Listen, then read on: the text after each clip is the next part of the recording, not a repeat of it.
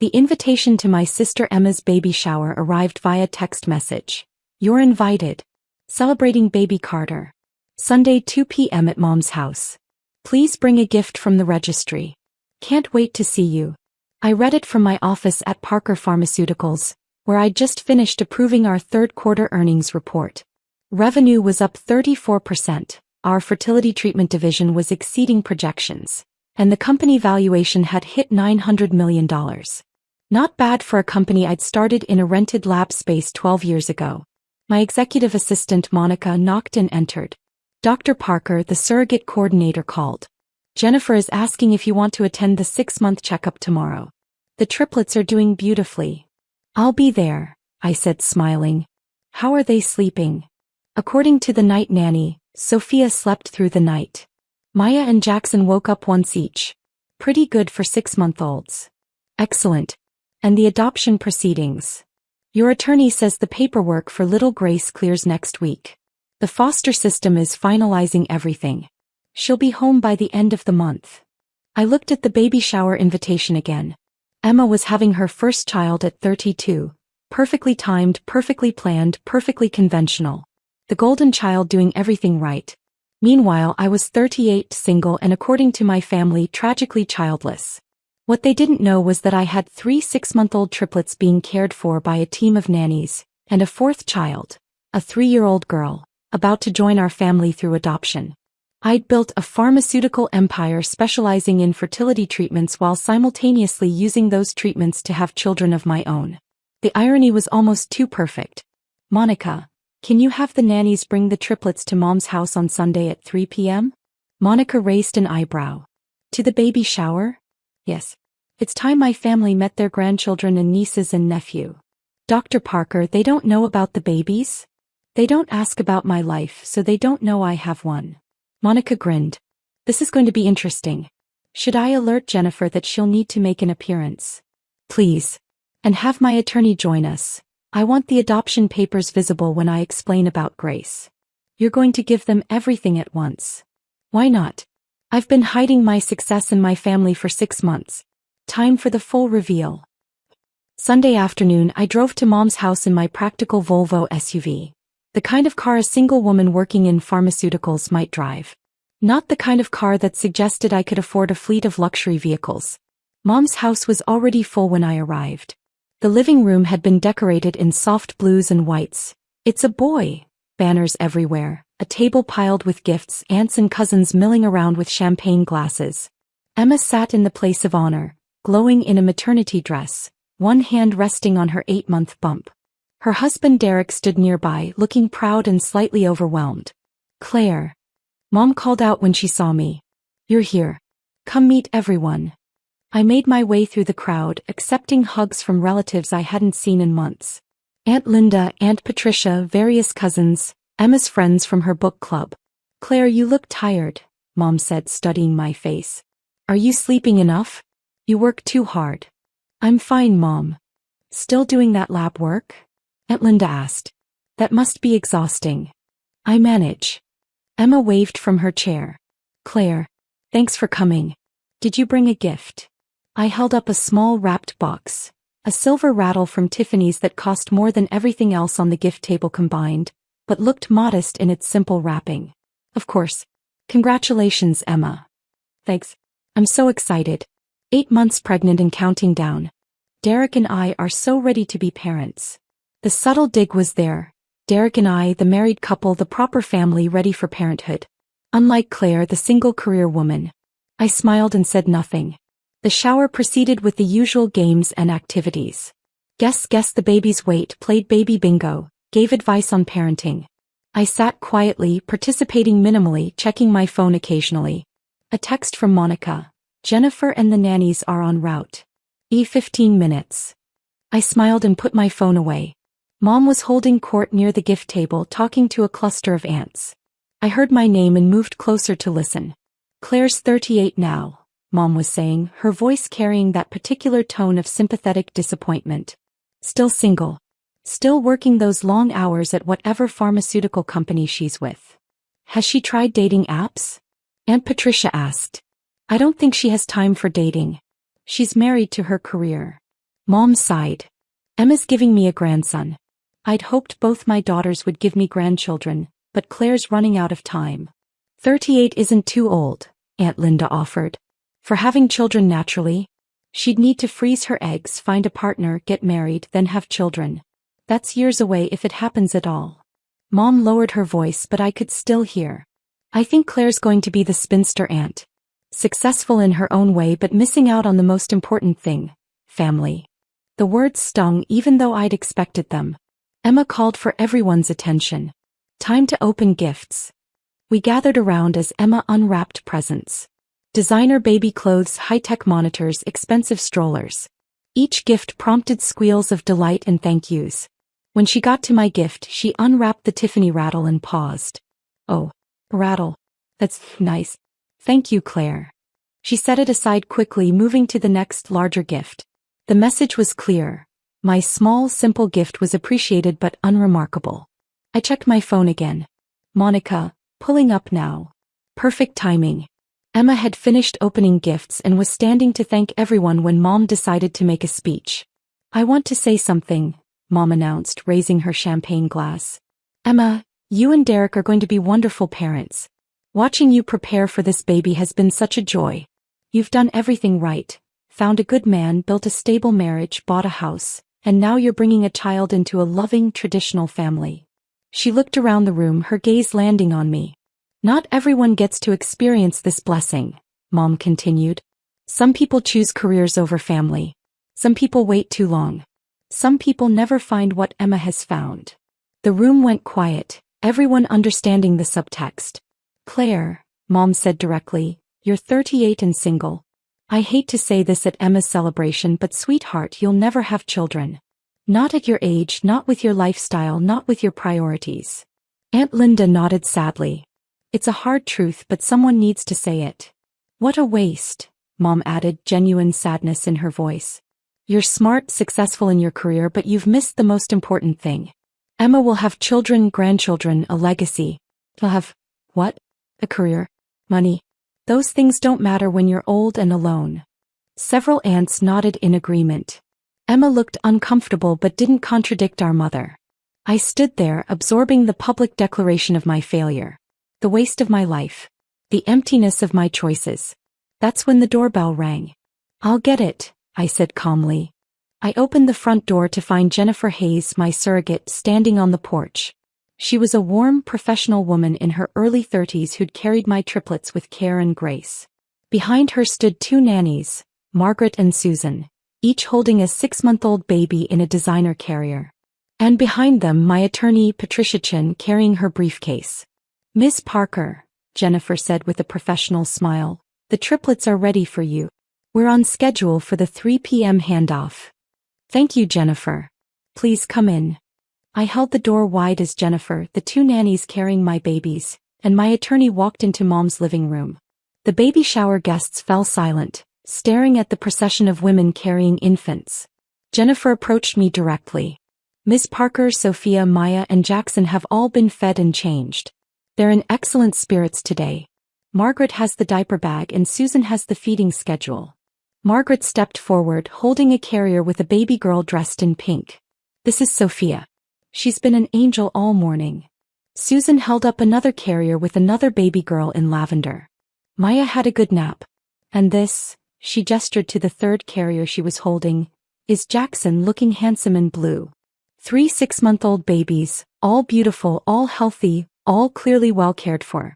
Mom's champagne glass slipped from her hand and shattered on the hardwood floor. What is this? She stammered. These are my children, I said simply.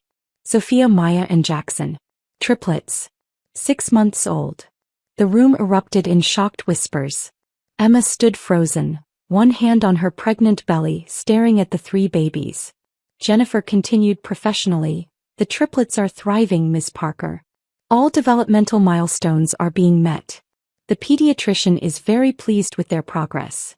Patricia, my attorney, stepped forward. Miss Parker, I have good news about Grace.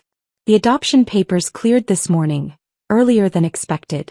Your 4th child will be ready to come home on Tuesday instead of next week. She opened her briefcase and pulled out legal documents. Grace Elizabeth Parker, age 3, will be officially yours in 48 hours. Congratulations. Mom made a strangled sound. Fourth child. Aunt Linda whispered. I took Sophia's carrier from Margaret and lifted my daughter out. She was perfect, 6 months old with my dark hair and bright eyes smiling up at me. Yes, my fourth child, I confirmed. I'm adopting Grace from the foster system. She's 3 years old, brilliant, and she's been in temporary custody while the paperwork processed. But as of Tuesday, she'll be home permanently. I looked around the room at my shocked family. So to answer your earlier statement, Mom, I'm not childless. I'm not wasted. I'm not choosing career over family. I have 3 6-month-old triplets and I'm about to adopt a 3-year-old daughter. I have 4 children. Emma has 1 on the way. I'd say I'm doing pretty well in the family department. The silence was absolute. Emma finally found her voice. You had triplets? How did we not know? They were born 6 months ago via surrogate, I said. I used IVF to create embryos. Jennifer graciously carried them to term, and I've been raising them with the help of a professional care team. But you're not married, Aunt Patricia protested. No, I'm not. I'm a single mother by choice. I used a sperm donor, IVF technology, a gestational surrogate, and my own considerable resources to have the family I wanted. Margaret handed me Maya's carrier. I now had 2 of my daughters with me. Susan stood nearby with Jackson. You see, while you all assumed I was tragically alone, I was actually building a family, I continued. A non-traditional family, perhaps. But a family nonetheless. Mom's voice was barely a whisper. Claire, I don't understand. When did this happen? Why didn't you tell us? I tried, Mom. Repeatedly. 2 years ago I told you I was exploring IVF options. You said, that's nice, dear, and changed the subject to Emma's engagement. 18 months ago I told you I'd found a surrogate. You said, whatever makes you happy, and talked about Emma's wedding for an hour. When the babies were born 6 months ago I called you from the hospital. You were too busy helping Emma with her baby registry to talk. The room was silent except for the soft cooing sounds from the triplets. Every time I tried to share my life you dismissed it. You were so focused on Emma's conventional path, dating, marriage, pregnancy, that you couldn't see I was taking a different path to the same destination. Emma was crying now. Claire, I'm so sorry. I had no idea. Biz, you never asked. None of you asked.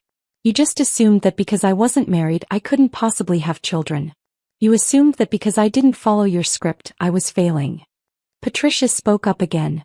If I may add some context, Ms. Parker is one of the most prepared parents I've ever worked with. She has a full-time care team, a custom-designed nursery, an education trust fund for each child worth $5 million per child, and she's personally involved in every aspect of their care despite running a major pharmaceutical company. Pharmaceutical company? Uncle Robert, who'd been silent until now, spoke up. Claire, what exactly do you do? I'm the founder and CEO of Parker Pharmaceuticals, I said. We specialize in fertility treatments and reproductive health. We've helped over 50,000 couples and individuals have children through our IVF programs, fertility medications, and research initiatives. I shifted Sophia to my other arm. She was getting sleepy, her little head resting against my shoulder. Parker Pharmaceuticals, Uncle Robert repeated slowly. I've heard of that. You're on the stock exchange. You're valued at, oh my God. He'd pulled out his phone and was searching. His face went pale. Parker Pharmaceuticals, founded by Dr. Claire Parker, current valuation $900 million. Claire, you're worth nearly $1 billion. The room erupted again. $900 million? Aunt Linda said faintly. That's the company valuation, I clarified. My personal net worth is around $340 million. Most of the company value is tied up in research facilities, equipment, and ongoing clinical trials. Mom sat down heavily on the couch. You founded a pharmaceutical company? 12 years ago. After I got my PhD in reproductive endocrinology, I saw a gap in the fertility treatment market. I started Parker Pharmaceuticals to develop better, more accessible treatments for people who wanted children but couldn't conceive naturally. I looked down at Sophia, who was now sleeping peacefully against my shoulder. I spent 12 years helping other people have babies. And then I used those same treatments to have my own. The triplets were conceived using our proprietary IVF protocol. Grace is being adopted through our foundation's foster care initiative. We provide medical care for foster children and facilitate adoptions. Emma was staring at me like she'd never seen me before. You built a company that helps people have babies and you used it to have your own babies? Yes. That's incredible. It's practical, I corrected. I wanted children. I didn't want to wait for a partner who might never materialize. I had the resources, the medical knowledge, and the technology. So I took control of my reproductive choices. Jennifer, the surrogate, spoke up. If I may say something, Ms. Parker was the most involved intended parent I've ever worked with. She attended every doctor's appointment, read every study on pregnancy nutrition, prepared everything perfectly. These babies are loved and wanted beyond measure. Margaret, one of the nannies, added, I've worked with dozens of families. Miss Parker is the most dedicated mother I've seen. She works from home 3 days a week to be with the triplets. She does the midnight feedings herself. She's building a family with intention and love. Mom was crying now. Claire, why didn't you tell us? Why hide all this? Because Mom, you made it clear that my choices weren't valid. When I said I was considering single motherhood, you told me I should wait for the right situation. When I mentioned IVF, you said natural conception was better. When I talked about adoption, you said biological children were more real. I looked around the room at my family. You had very specific ideas about what family should look like. Married couple, natural conception, traditional roles. My path didn't fit that mold, so you dismissed it.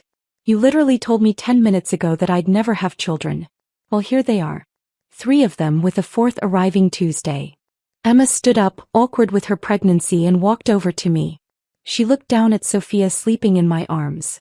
She's beautiful, Emma whispered. They all are. Thank you. Can I hold her? I carefully transferred Sophia to Emma's arms. My sister looked down at my daughter with tears streaming down her face. I'm so sorry, Claire. I've been so wrapped up in my own pregnancy that I never asked about your life. I never considered that you might have your own path to motherhood. Most people don't, I said. Single motherhood by choice is still seen as unconventional. But Emma, it's perfect for me. I get to be a mother on my own terms, in my own time, with the resources to do it well. Susan stepped forward with Jackson. Would anyone like to hold the little man? Aunt Linda immediately reached out. Hey. Soon the triplets were being passed around, cooed over, admired. My family was meeting my children for the first time, and the shock was giving way to genuine affection. Mom approached me, her face blotchy from crying. Claire, I've been horrible to you. For years, I've made you feel like you were failing because you didn't follow Emma's path. And all this time, you were building something extraordinary. I was building what I wanted, Mom. Not what you wanted for me. I know. And I'm ashamed that I couldn't see it. That I couldn't support you. That I made you feel like you had to hide your children from us. I didn't hide them. I just stopped trying to share my life with people who weren't interested in hearing about it. Patricia, my attorney, cleared her throat. Miss Parker, I have the photos of Grace if you'd like to share them with your family. Please. Patricia pulled out her tablet and showed pictures of Grace. A beautiful 3-year-old with bright eyes and a shy smile. In the photos, she was at the foster home, playing with toys, reading books, living a life that was about to change dramatically. This is Grace, I said, showing the photos around. She's been in foster care since she was 18 months old. No living relatives, bounced between 3 different homes, finally placed in a stable situation a year ago. I met her through our foundation's medical program. We provide health care for foster children. She needed treatment for asthma, and I was the doctor who saw her. I scrolled through the photos. We connected immediately. She's brilliant, curious, loving despite everything she's been through. I started the adoption process 6 months ago, right after the triplets were born. You took on triplets and then decided to adopt a 3-year-old? Uncle Robert said incredulously. Yes. That's insane. That's motherhood, I corrected. You don't always choose the timing. Sometimes you just choose to love. Mom was looking at Grace's photos with tears streaming down her face. She's precious, Claire. When can we meet her? She comes home Tuesday. But she'll need time to adjust before family visits. She's been through a lot. Trauma, instability, uncertainty. She needs to feel safe and secure before being overwhelmed with new people. We understand, Mom said. But Claire, please let us be part of their lives. Let us be the grandparents and aunts and uncles these children deserve. That depends, I said carefully. Can you accept that my family looks different from Emma's? Can you celebrate single motherhood as much as traditional marriage? Can you see my choices as equally valid? Yes, Mom said firmly. Yes, we can. We will. Emma, still holding Sophia, spoke up. Claire, I'm 8 months pregnant with one baby and I'm exhausted. You have 6-month-old triplets and you're adopting a 3-year-old while running a $900 million company. How are you doing this? Help, I said simply. I have Jennifer, who was an incredible surrogate. I have Margaret and Susan, professional nannies who are part of our family care team. I have night nurses, a pediatrician on call, a chef who prepares nutritious meals, and a house manager who coordinates everything. I built a support system because I knew I'd need it. That must cost a fortune. It does. About $400,000 a year in childcare and household staff. But I can afford it, and it allows me to be both a mother and a CEO. I'm not trying to do it all alone. I'm doing it with a team. Aunt Patricia asked, what about their father? The sperm donor. Anonymous donor through a reputable clinic. Medical history screened, no contact, no legal rights. The triplets' biological father is simply a genetic contributor. I'm their only legal parent. And you're okay with that? Aunt Linda asked. I'm more than okay with it. I wanted children, not a co-parent I didn't choose. This way all parenting decisions are mine. All love goes to them. No custody battles, no compromises on values, no complicated relationships. Just me and my children. Jennifer smiled. Ms. Parker is one of the most confident and capable mothers I've worked with. She knows exactly what she wants and how to provide it. The afternoon stretched on. My family held the triplets, asked questions about their care, wanted to know about their personalities. Sophia was the calm one. Maya was vocal and expressive. Jackson was curious about everything. Margaret shared stories about the baby's daily routines. Susan showed videos of them laughing and playing. My family was falling in love with my children, and the initial shock was transforming into genuine connection. Around 5 p.m. the baby started getting fussy. Margaret checked her watch. Miss Parker, it's almost feeding time. Should we head home? Yes. Let's get them back to their routine. As the nannies prepared to leave with the triplets, my family surrounded us. When can we visit? Mom asked. I want to spend time with my grandchildren. Next weekend, I said. Come to my house. I'll introduce you to my world properly, the nursery, the care team, my life. But Mom, you need to understand. This is my family. These are my choices. If you can't respect that, you can't be part of it. I respect it, she said firmly. I respect you. And I'm sorry it took me so long to see what you've built. Emma hugged me carefully, awkward with both of us holding babies. You're amazing, Claire. I'm in awe of you. You're going to be a great mother, Emma. And your path is just as valid as mine. There's room for both conventional and unconventional in this family. I love that, she said. As Jennifer, the nannies, and my babies prepared to leave, Patricia handed me a folder. The final adoption papers for Grace, she said. Sign these tonight, file them tomorrow, and she's officially yours on Tuesday. Thank you, Patricia. For everything. My pleasure, Ms. Parker. You're creating a beautiful family. I walked them to the door, watching as the nannies carefully secured the triplets in car seats in the luxury SUV I'd purchased specifically for child transport. The vehicle had every safety feature available, custom climate control, and enough space for 4 car seats. See you tomorrow, Margaret called. We'll have them ready for your morning visit. I'll be there at 8 a.m., I confirmed. After they left, I returned to the living room where my family sat in stunned silence. So, I said, sitting down. Any questions? Uncle Robert laughed. About 1,000. But I'll start with one. Claire, how long have you been planning this? The company, the children, all of it. 12 years for the company. 5 years for the decision to have children. 3 years for the actual process. Finding a surrogate, going through IVF, preparing for triplets. 6 months for Grace's adoption. It's been a long journey. And we missed all of it, Mom said sadly. Because you weren't looking, I said gently. You were so focused on Emma's traditional path that you couldn't see mine. But Mom, this isn't about blame. It's about moving forward differently. If you want to be part of my children's lives, you need to accept their unconventional family. We do, Emma said. We absolutely do. Aunt Linda spoke up. Claire, I have to say, what you've done is revolutionary. Single mother of triplets plus adoption, running a pharmaceutical empire, creating your family on your terms. You're showing that women don't have to choose between career and children. They just need resources and determination. And a really good support team, I added. I couldn't do this alone. Nobody can. The myth of the independent mother is just that. A myth. I have help and I'm not ashamed of it. The conversation continued for another hour. I showed them photos of my house. A 6-bedroom home with a custom nursery suite, live-in nanny quarters, a home office and a backyard designed for children. I explained my work schedule. 3 days in the office, 2 days working from home, flexible hours adjusted around feeding times and naps. I told them about Grace, her love of books, her gentle personality, her excitement about having siblings. About how the triplets nursery had a 4th room being prepared for her, decorated with everything a 3-year-old could want. I shared my vision for our family. Unconventional but loving, supported but intimate, successful but grounded in what mattered most. Claire, Mom said as the evening wound down, I want to apologize. Really apologize. For years I've made you feel inadequate because you didn't follow the script I imagined. Because you chose career over early marriage.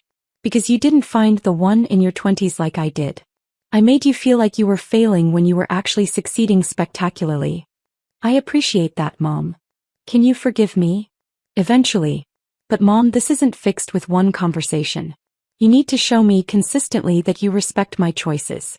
That you value my family as much as Emma's. That you see single motherhood as a legitimate path. I will. I promise. Emma stood to leave, Derek helping her up. Claire, thank you for coming today. Thank you for sharing your family with us. And I'm sorry my baby shower turned into your coming out party. I laughed. It was bound to happen eventually. Better at your shower than at Thanksgiving dinner. True. And Claire, your children are lucky to have you. I'm lucky to have them.